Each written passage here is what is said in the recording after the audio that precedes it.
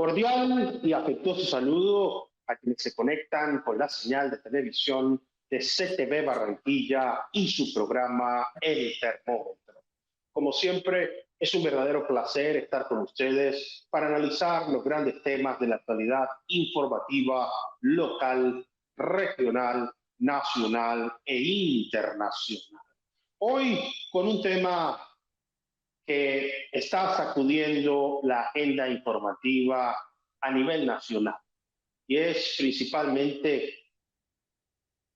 la movilización en torno a la Corte Suprema de Justicia.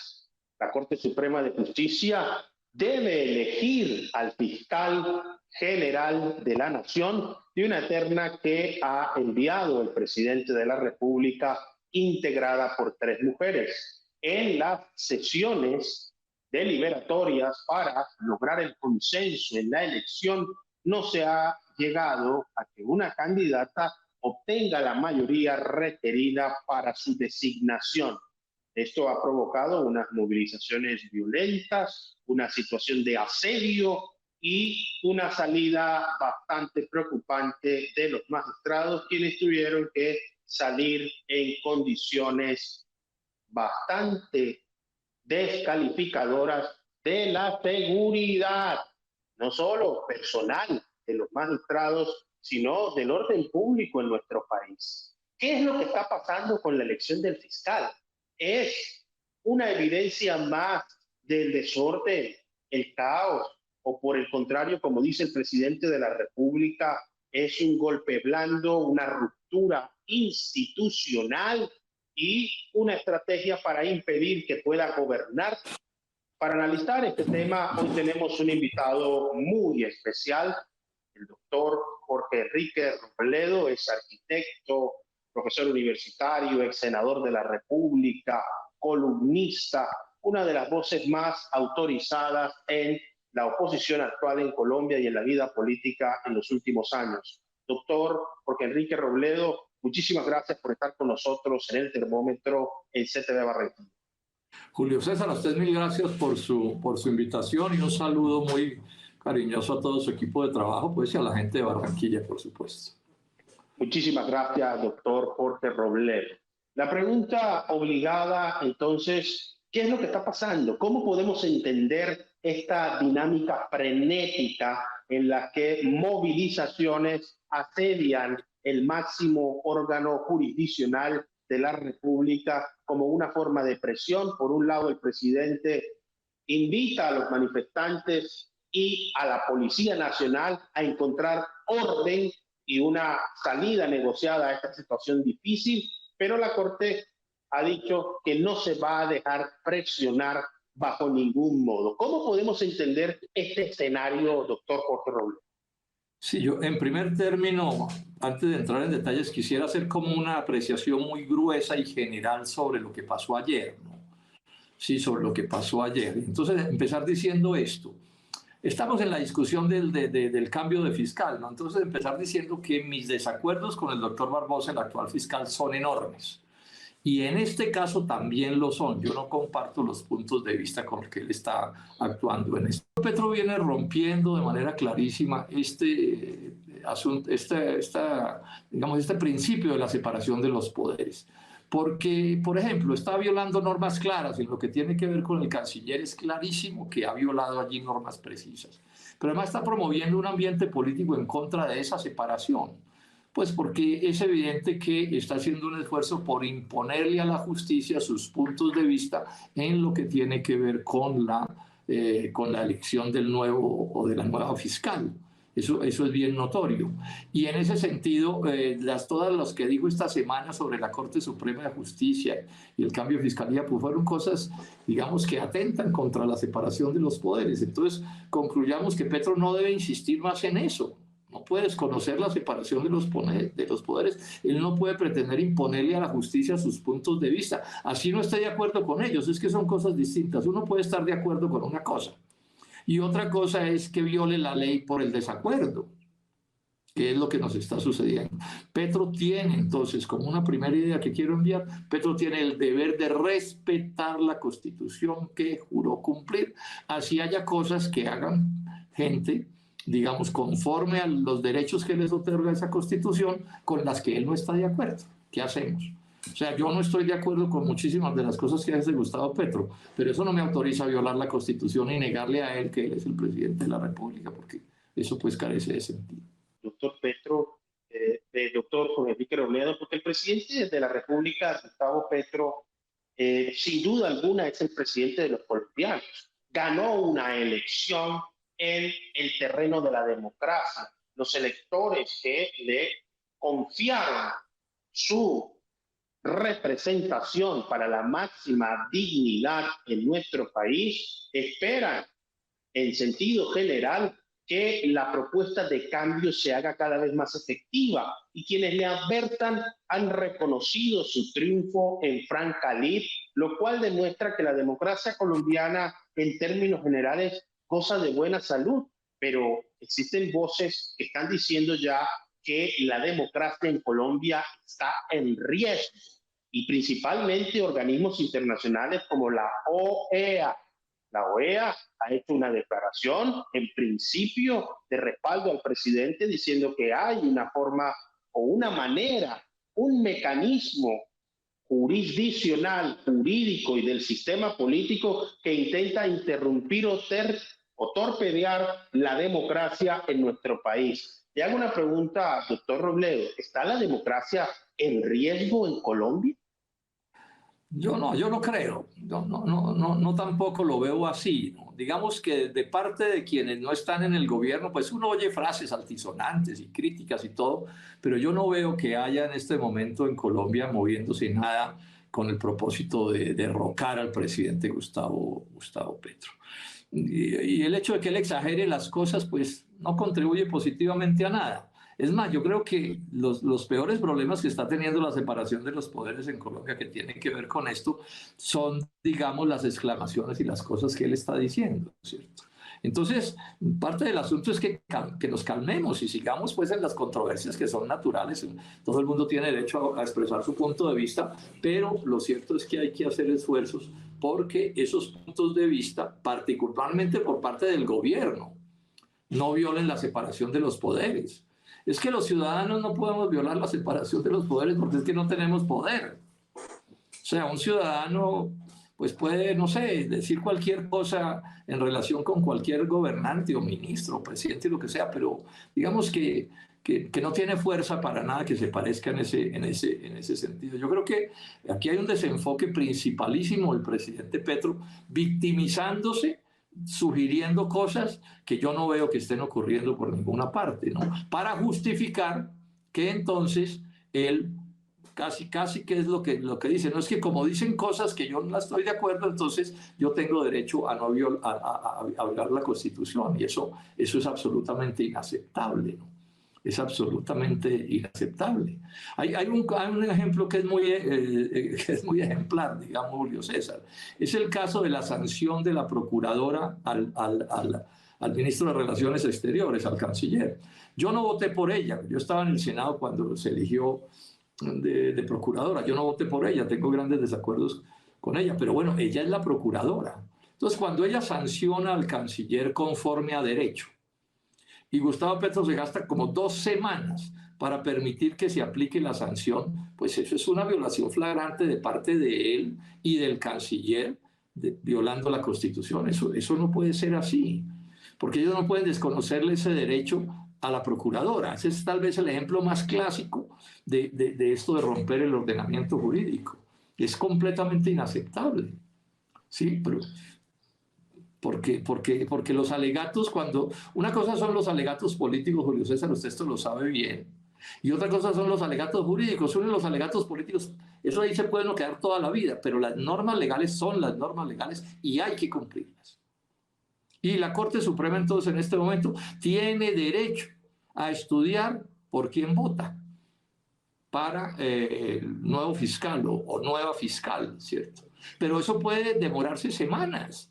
No hay ninguna norma que los obligue a estos 23 magistrados a elegir ese nuevo fiscal o esa nueva fiscal, elegirla en un plazo ninguno. Aquí ha habido casos en que en otros gobiernos, tal vez en el de Álvaro Uribe, al final no pudieron elegir de la terna que pasaron y tuvieron que cambiar la terna. Esas son cosas que pueden suceder. Ahora, a uno puede no gustarle eso, pero esa es una opinión política. Pero que la Corte Suprema tiene el derecho a demorarse en la decisión, lo tiene. Entre otras cosas, por esto que es un detalle interesante, Julio César. Son 23 magistrados. Solo se puede elegir de la terna que se pasó, solo se puede elegir con 16 votos. Y son 3 candidatos. No es tan fácil conseguir 16 votos cuando hay 3 candidatos. Sin necesidad de que haya una conspiración ni nada que se parezca, sino simplemente se dividen. ¿Cierto? Y esa es una realidad, y eso no es ilegal de parte de la Corte Suprema de Justicia. No se pueden fusilar por eso. Esa es una realidad que, repito, ha ocurrido otras muchas veces en la historia de Colombia, que se demora esa elección o que no se puede hacer. Y entonces no puede inventarse la teoría de que eso es como una especie de delito, de crimen de la Corte Suprema. No. Así uno no esté de acuerdo con la demora, esa es otra discusión, pero es que esa es una discusión política. O sea, tenemos que separar las discusiones políticas de las discusiones jurídicas. Las leyes hay que cumplirlas así a uno no le guste. Y en los debates políticos yo puedo decir que no me gusta nada o que me gusta todo. Cada uno pues escoge como quiera, o me gusta un pedacito, ¿no? Etcétera. Entonces en eso está completamente equivocado Gustavo Petro y los que lo están siguiendo.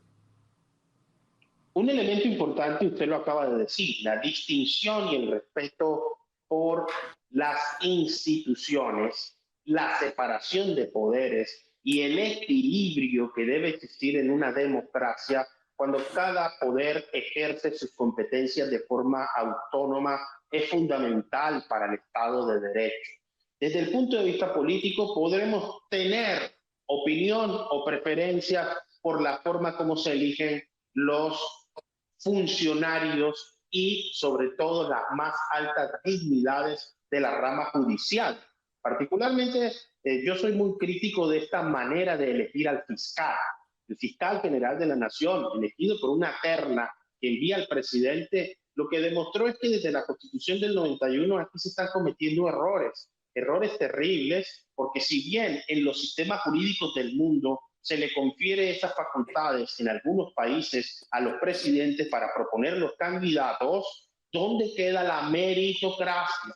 La carrera en la propia fiscalía, los funcionarios que con su idoneidad, experiencia y experticia quisieran aspirar a ocupar la mayor posición dentro de la fiscalía, si no son amigos, referidos, reconocidos del presidente, y si no tienen las cuotas, los votos en la Corte Suprema, eso es simplemente una utopía, una fantasía, y por lo tanto este cargo termina siendo una combinación de elementos burocráticos, clientelares y hasta politiqueros. Y ojo con esto, porque no vamos a hablar mal de quienes han ejercido la fiscalía en Colombia, ni se trata de eso, pero sí hay una opción de mejora en cuanto a la elección del fiscal general de la nación. Y aquí le quiero preguntar cuál es su opinión.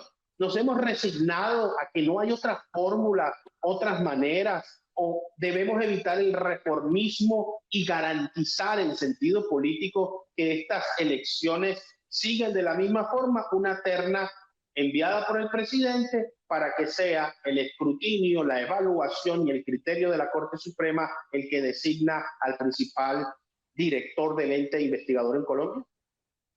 Sí, ahí pues tenemos una realidad. Uno puede tener la opinión que quiera, pero lo cierto es que la realidad es una realidad muy enredada de muchas maneras, ¿no? De entrada, por ejemplo, cambiar esa fórmula exigiría cambiar la Constitución Nacional. Imagínense el lío, Julio César. O sea, para que se elija de otra manera, no de terna, sino, bueno, o meritocracia o lo que sea. Pero cambiar eso exige cambiar la Constitución. Eso es un problema complicadísimo. Entre otras cosas, porque lo primero que hacen los presidentes cuando ganan la presidencia en Colombia es dedicarse a tener fiscal de bolsillo, contralor de bolsillo y procurador de bolsillo. Porque con eso es que hacen buena parte del clientelismo. Sí, esto es parte de la tragedia nacional. Parte de la tragedia nacional es esa, ¿no? ¿sí? Y entonces modificar eso es de una complejidad inmensa, porque, bueno, imagínense conseguirse los votos para una transformación en un país donde hay por lo menos 14 políticos, partidos distintos actuando en el Congreso, un país tan dividido, ¿cierto?, tan polarizado. Entonces, es la pelotera de quién se queda con el fiscal, ¿no? Sí, porque lo necesitan de bolsillo. Mire, yo le cuento una anécdota, Julio César, que es muy buena. En la elección en que se eligió a Ordóñez como procurador, un día con Carlos Gaviria en un pasillo, o el día de la elección, nos encontramos con un grupito de liberales que estaban conversando ahí entre ellos antes de la votación. Entonces con Carlos les dijimos, oye, pero ¿y ustedes que son liberales cómo van a votar por Ordóñez, que es completamente conservador? Eso no se puede hacer, eso no lo pueden hacer, ¿cómo van a hacer eso? Y les insistíamos en que eso no lo pueden hacer ellos como liberales. Y de pronto alguno de esos liberales de mi comisión, ya molesto por nuestro comentario, volteó y me dijo, mire, ¿sabe qué, Jorge Enrique? Aquí lo único que uno no puede es no tener procurador, porque si uno no tiene procurador, amigo, le fritan a uno a su gente. Esa es parte de la historia. Sí, esa es parte de la historia, o sea, es tener contralor, porque esto se le aplica a contralor, a fiscal, a procurador, o sea, en la política tradicional, el que no tiene amigos en esos tres cargos está en graves aprietos para actuar equivocadamente, digámoslo así, ¿cierto? Y entonces esto se vuelve un poco una cosa del reparto del botín burocrático, porque esos cargos se terminan usando como martillos de la lucha política. Este punto es clave para entender lo que está pasando. Hay una pugna por el control, por el poder y por una posición trascendental en la vida del país, de la democracia. Estamos hablando no solo de quien investiga y acusa, sino quien tiene además una amplísima carga burocrática con puestos, nombramientos y un amplísimo presupuesto en el territorio nacional. Esperemos que el diálogo, la apertura y principalmente la mesura, la paz, el acuerdo y el entendimiento logre zanjar esta situación y que no se recurra a la violencia en las calles y a ese tipo de protestas que puede poner en vilo al país o por lo menos aumentar la tensión de la polarización.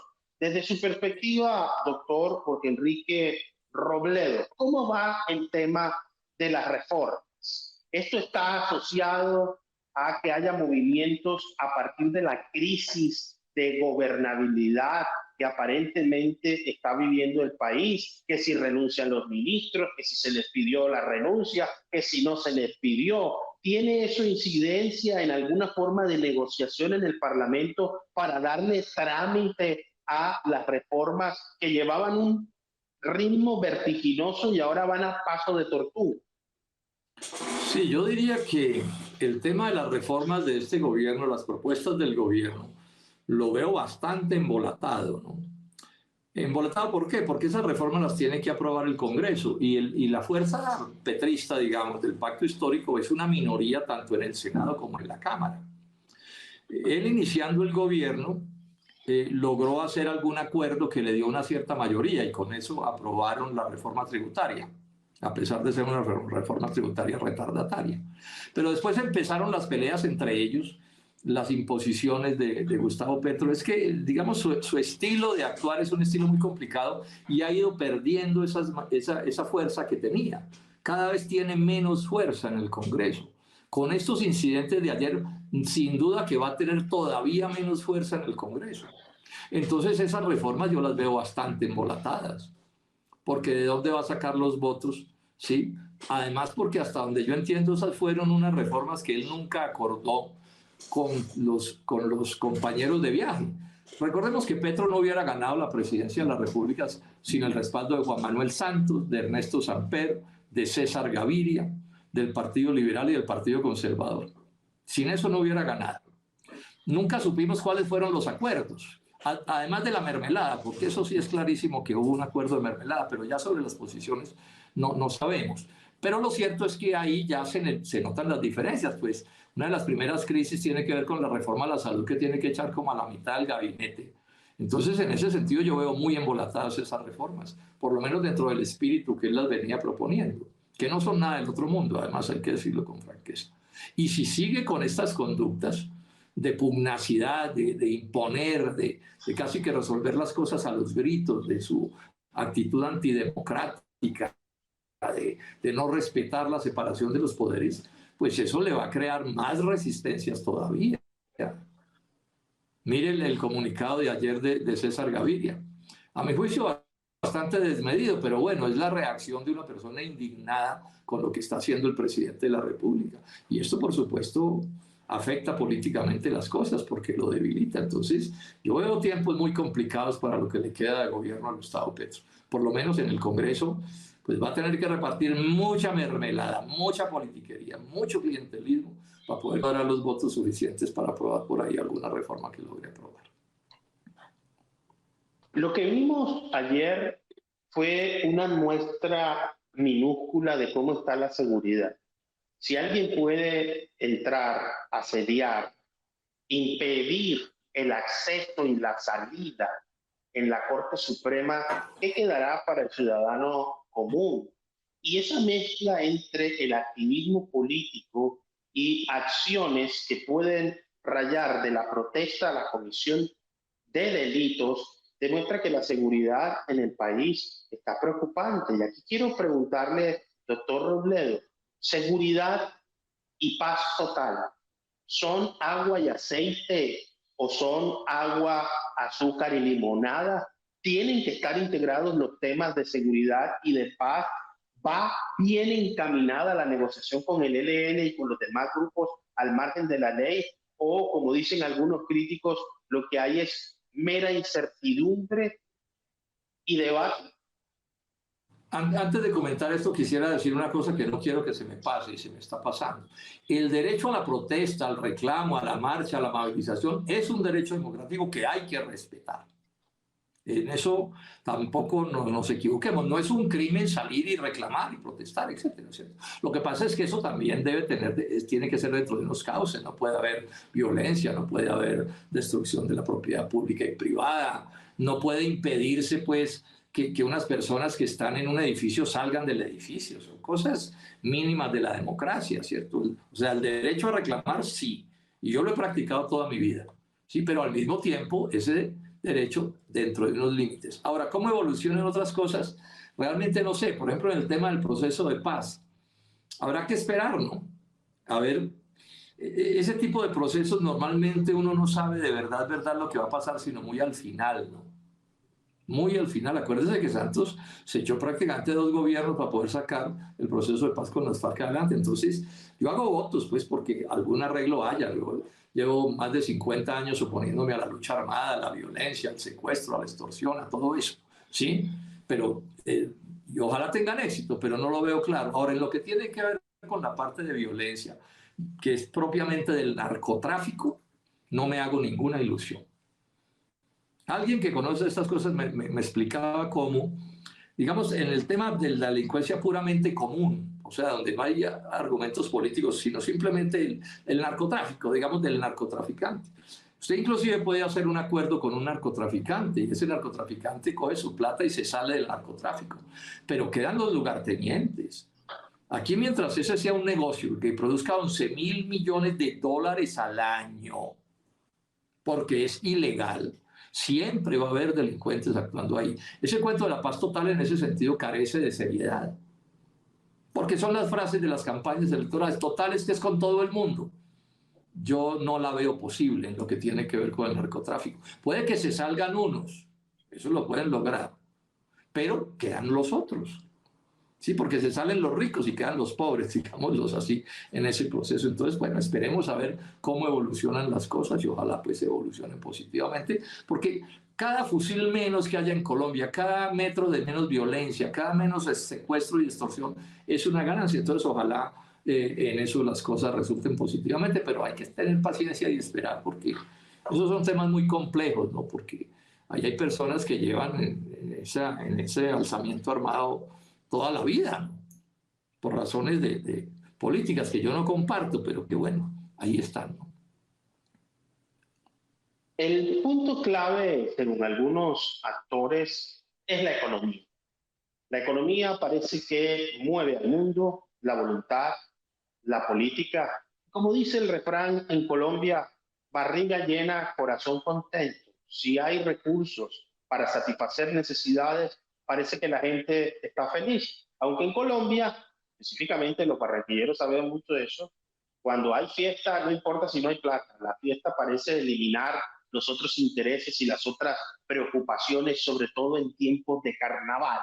A partir de este momento sube la temperatura en el termómetro. Estamos con el doctor Jorge Enrique Robledo. Doctor Jorge Enrique Robledo, ya empezó el año, va acelerado. ¿Cómo va la economía? ¿Se puede Muy saber de mal, dónde viene y para dónde va? muy mal, Julio César. Mire, ¿cuál es el problema? Es que aquí hay un problema estructural de una gravedad muy tenaz. Los países que funcionan mejor, llamemos los países desarrollados, a donde los colombianos se van a vivir, Estados Unidos, Europa, no sé qué. Esos son países que funcionan con productos por habitante, o sea, cantidad de riqueza creada por habitante, digamos que de 40 a 50 mil dólares por habitante al año. Y en Colombia estamos en 6.500. Es una economía que es un desastre. Sí, porque bueno, usted con 6.500 dólares en promedio no puede vivir como país desarrollado. Y en ese sentido, Petro no está haciendo absolutamente nada. Lo mismo que hacía Duque, lo mismo que hizo Santos, lo mismo que hizo Uribe, lo mismo que hicieron todos, que es seguir las recetas del Fondo Monetario Internacional. Si hay un paquete, si hay alguna cosa en la que Petro es un paquete chileno, es en el cuento de cambiar la economía. Entonces, ¿qué es lo que él está haciendo? Lo mismo que hicieron los otros. Coger la plata del Estado y repartirla de alguna manera entre un poco de pobres, que es lo que han hecho todos. Las familias en acción, las familias guardabosques, unos pedazos de tierras a unos campesinos, y yo no me opongo a nada de eso. Pero es que lo que necesitan los colombianos no es tanto que les den unos regalos, ¿no? Unos pesos de ayuda que también hay que darlos, sino hay que cambiar el modelo económico, en economía de mercado, ¿cierto? Porque en eso estamos. Pero hay que cambiarlo porque si no creamos más riqueza no hay nada que hacer. Es como que a usted tuviera un hermano en unas condiciones muy precarias de riqueza y tuviera muchos problemas porque no les alcanzaba el mercado. Y usted en vez de decirle que consiga más plata para que agrande el mercado, le dé un curso sobre cómo partir un huevo en 5 partes. Pues sí, es bueno saber partir un huevo en 5, porque si no hay sino un huevo y hay 5, pues toca. Pero lo principal sería enseñarle, enseñarle, digo yo, al país a cómo tener un huevo por habitante. Y eso no puede suceder cuando tenemos 6.500 dólares de producto. Por el subdesarrollo nacional, por la pésima economía. No la de Petro. Petro heredó eso. Todos los que han gobernado a Colombia en los últimos 50 años son los culpables de eso. Pero Petro llega y no está cambiando eso. No es cierto que lo esté cambiando. Él, por ejemplo, está viendo cómo le da unos pedazos de tierra a unos campesinos y yo no me opongo a eso. Pero esos campesinos fácilmente van a terminar perdiendo la tierra porque si la política principal es importar los alimentos, pues esos campesinos no van a poder funcionar. Aprovecho que estamos hablando del Panacosta. Viene la quiebra de la leche en Colombia y de los lácteos. A partir del 2026, por los TLCs,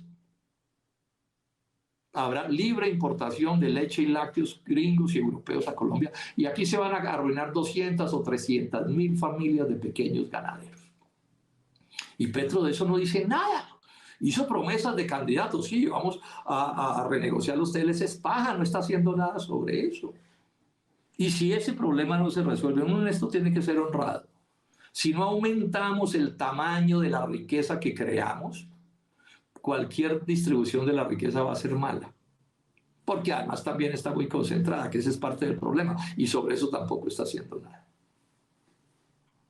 Importantísimo este elemento sobre el efecto que va a tener el TLC en los próximos años y si se están tomando las medidas necesarias para contrarrestar esa aparición de nuevos productos en el sector lácteo en Colombia. El tiempo ha transcurrido, doctor Jorge Enrique Robledo, pero quisiéramos preguntarle qué podemos esperar de toda esta tormenta política. ¿Pasará como una tormenta más? ¿Llegará la calma otra vez? ¿Cada quien seguirá en su actividad normal? ¿O esto va a tener una fisura significativa en la estructura del Estado colombiano? Bueno, yo espero pues o sea, los debates, yo no le veo problema a los debates y a los desacuerdos y a las controversias. Esa es la vida y la democracia tiene que ver con eso. Eso tampoco hay que ponerle tanto misterio. El problema es que cuando se pasan ciertos límites, por ejemplo, como violar la Constitución y la ley, ¿cierto? O no respetar la separación de los poderes, pues ahí las cosas se vuelven más complicadas. Pero digamos que conociendo pues a quien nos está gobernando, al doctor Gustavo Petro, estemos seguros que esto va a mantener un ambiente de pugnacidad hasta el último día de su gobierno. Inclusive inventando cosas y exagerándolas, lo que ha pasado en este momento, ¿no? Y hablando un poco de cosas que no están sucediendo, porque parte de digamos, de su juego político es mantener a su gente en tensión, es mantenerlos irritados, a los que votaron por él, ¿cierto? Siempre hay una amenaza, estamos cerca del fin del mundo, y entonces eso nos mantiene en esa tensión, y entonces, aun cuando gobierne mal, como está gobernando mal, pues digamos que sus amigos entonces se sienten solidarios con él, ¿no? Sí, esa es una manera de hacer política, que yo no comparto, por supuesto, pero es la que está aplicando. O sea, mantener a la gente, a sus amigos en zozobra, en tensión, estresados, con rabia, ¿sí? Mientras no se arreglan los problemas nacionales. Y entonces, además de eso, echar el cuento de que si los problemas no se arreglan, es culpa de sus contradictores y no del propio gobierno. Ese es el juego político de él. Esto está llegando a tanto que ya se declaró jefe de la oposición a todos los gobiernos anteriores y se declaró jefe de la oposición a sus propios ministros, Julio César. Miren lo que le hizo a la ministra de Vivienda en Quibdó. Vio la vaciada que le metió porque no estaba construyendo un acueducto y él nunca le dijo que lo construyera. Y mire el aplauso que hubo en ese coliseo en Quibdó cuando él vació a la ministra. Los estaban engañando.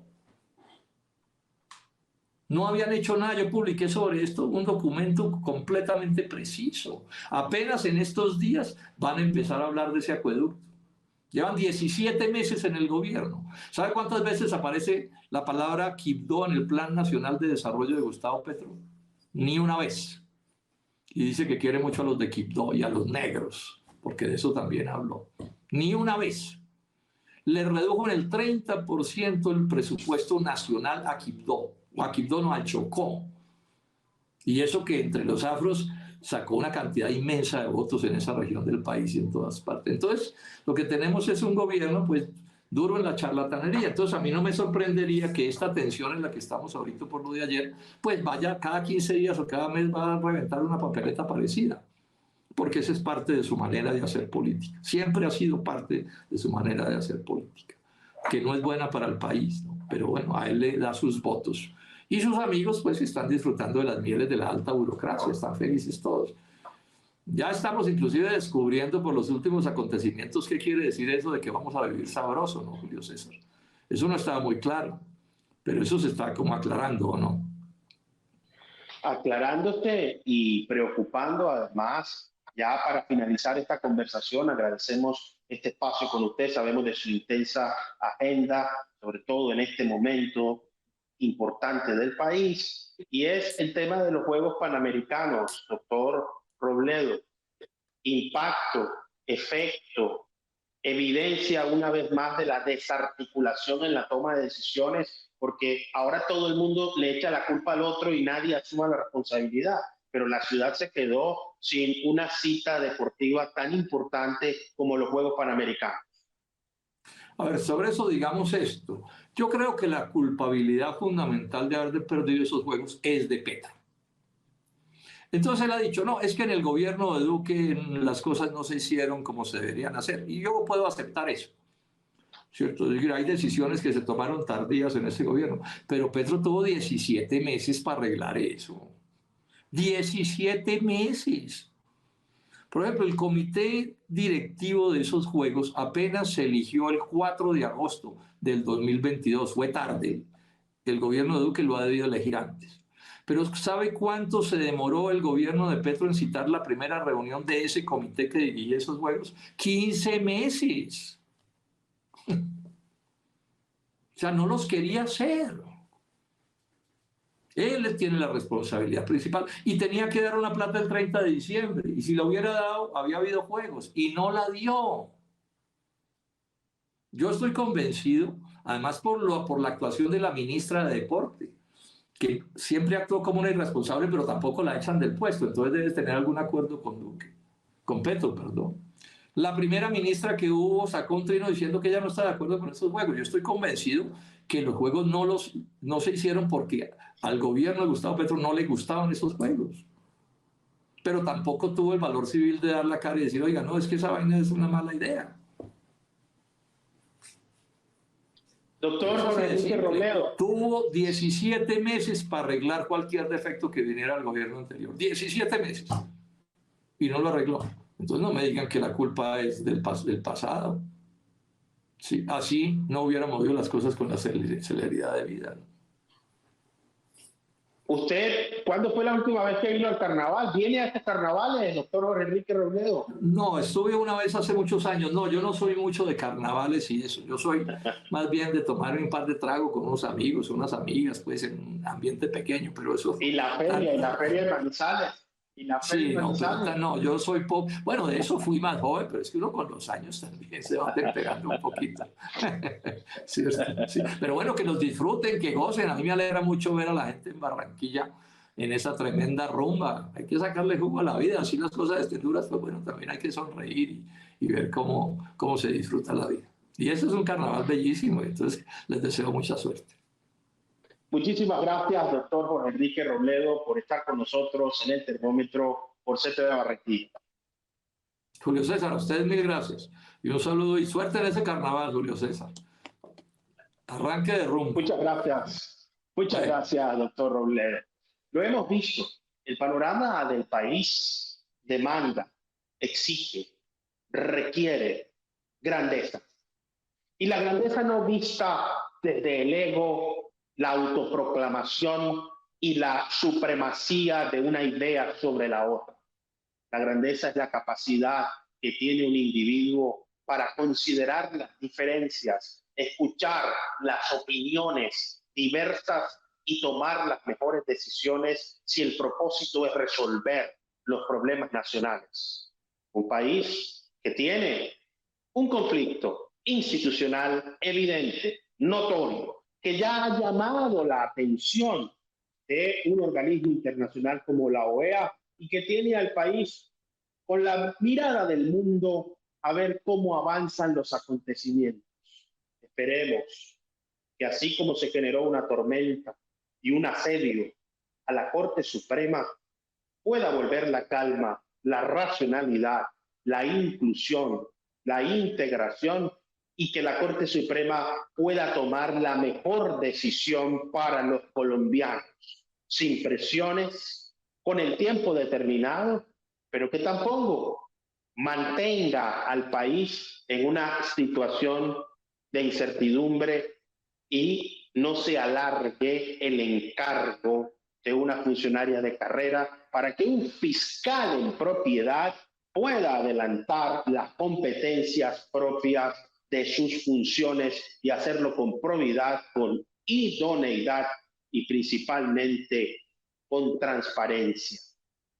Nuestro país debe avanzar a mejorar el clima político, a ocuparse realmente de resolver los problemas sociales y económicos, a ver cómo nos desarrollamos como nación, cómo superamos la violencia y cómo empezamos a hablar de otras situaciones y no de los mismos temas que nos tienen enredados hace más de 100 años y sobre los cuales no hay todavía soluciones ni decisiones eficaces y efectivas.